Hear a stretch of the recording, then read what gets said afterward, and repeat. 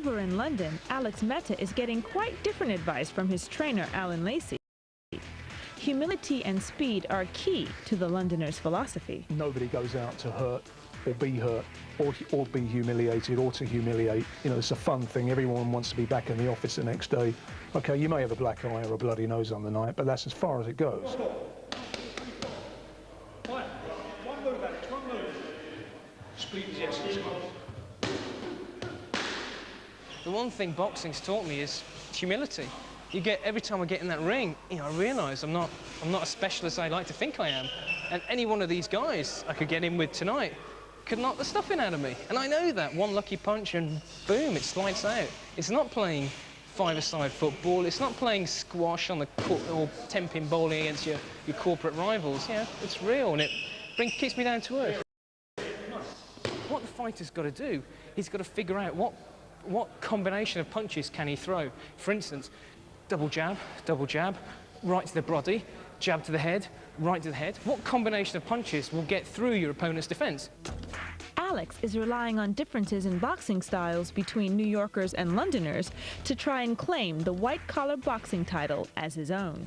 The American boxers, they tend to frown on the whole switch hitter style, you know, the Nassim Hamed, where you lead with both hands, bam, bam, bam. It's a British creation, came out of Sheffield, Brendan Ingle. I think it's superb. The American fighters prefer to stand one way around, either orthodox or southpaw. I think British fighters are learning to be a lot more fluid than the Americans, and that's a beautiful thing. I think actually European fighters stand up a little bit more, up straighter, and Americans are a little bent over a little bit more, make a smaller target.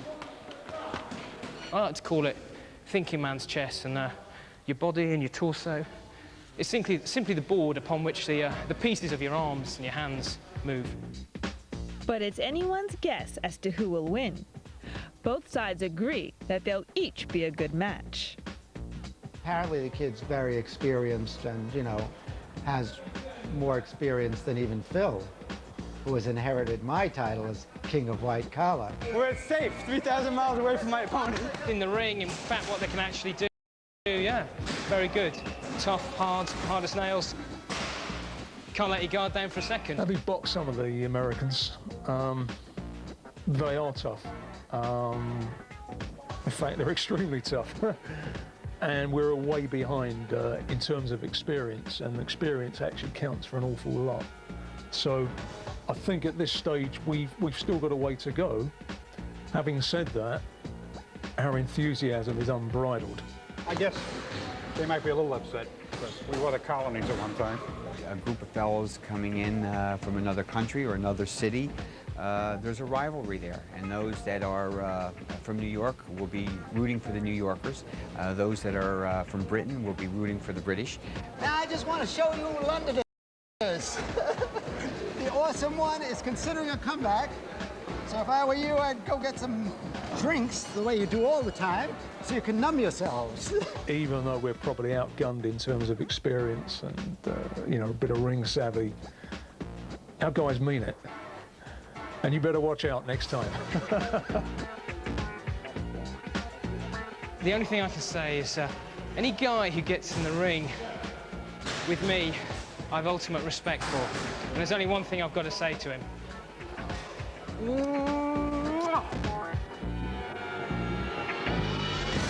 Now watch. The jab, I try and step in. The reason for that is I want to get close to the English guy so I can't see his ugly face. Then I slip by him like this, and he's back with the back of his head to me. Then I hit him in the back of the head because I'm a dirty fighter, like the revolutionaries who pulled all sorts of stunts. I think you guys still are off that you lost the Revolutionary War, and get over it already. But the fight, due to take place on September 14th, is called off at the last minute. Something unpredictable has happened. The terrorist attacks of September 11th.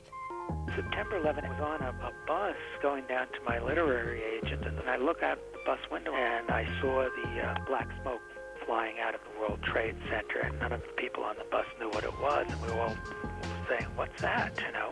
But when I got to my literary agent, they had the TV on, and complaint had hit, and they said it was terrorism. Suddenly, the New York-London fight doesn't seem as important anymore. It's affected the morale to a bit that boxing, which even my own thoughts, to me was the most glorious, gladiatorial, splendid sport, is a little submerged beneath the horror of what went on at the World Trade Center. And just before September 11th, an EEG scan showed that David Lawrence has brain injuries. He's been told to stop boxing completely. Now all his boxing dreams are pinned on his protege, Phil Mayer. Now Phil has become my surrogate son because now not being able to fight, I have to push Phil in there. Despite the tragedy of September 11th, the London boxers continue to train away, and a new fight is being arranged for 2002. We absolutely love the English over here now, but it would no way affect my still wanting to beat up an English boxer. I've had some really good fights with people I really liked.